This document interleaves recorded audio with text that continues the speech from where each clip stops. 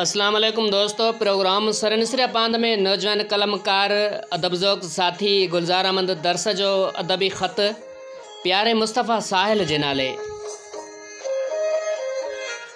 ज़िंदगी जे पुलिस राह ते हलंदड़ पाण माण्हुनि जे सफ़र जो अंत लुड़कनि ते छो थो थिए। उन ॻाल्हि जो पतो आरीअड़ जे ततल ॾींहंनि खे बि न आहे त भिनल शाम खे बि न आहे। दर्दनि जूं तवील रातियूं सुबुहनि जा उदास पाछा पाण खां पुछनि पर अधु राति जो बिबरनि मथां चमकंदड़ चंड पुछंदो रहे थो त पिया बिना निंड ईंदी अथव या न।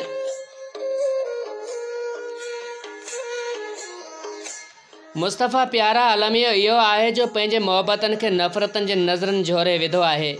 पाण समाज जा इहे माण्हू आहियूं जिन खे ज़मानो रुगो उन करे नथो क़बूले जो पाण दिलि जे चवण ते हलूं था, रुअण जे रत में खिलूं था।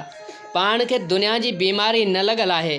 पाण वक़्त जे अखियुनि में अखियूं विझी इहो पुछूं था त किथे आहिनि इहे वाइदा जिन पोयां असां पंहिंजे रूह खे रतो छाण कयो।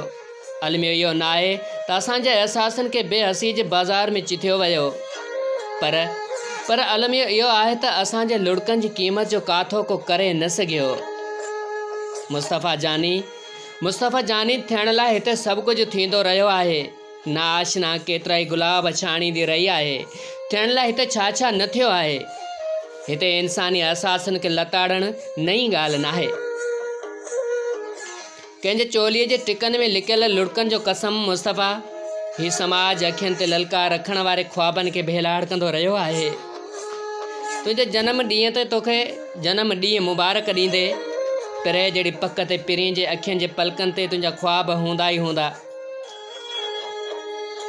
मुस्तफ़ा प्यारा, पाण माण्हू बि अजीब आहियूं।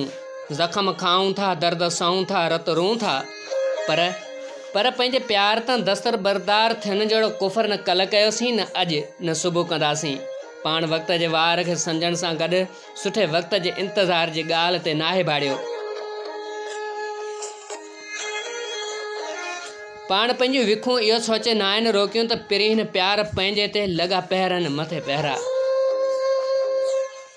पाण माण्हू अंदर जी खाना बंदोशनि खे लोक खां लिकाए जीअंदासीं, खिलंदासीं, सफ़र खां सफ़र कंदासीं त इहो चई त परे थी पंवार मुंहुं में थो मच भरे। शाल तूं मुरकंदो लिखंदो रहीं, तोखे वरी बि जनम ॾींहुं मुबारक। तुंहिंजो पंहिंजो गुलजार अहमद दरस।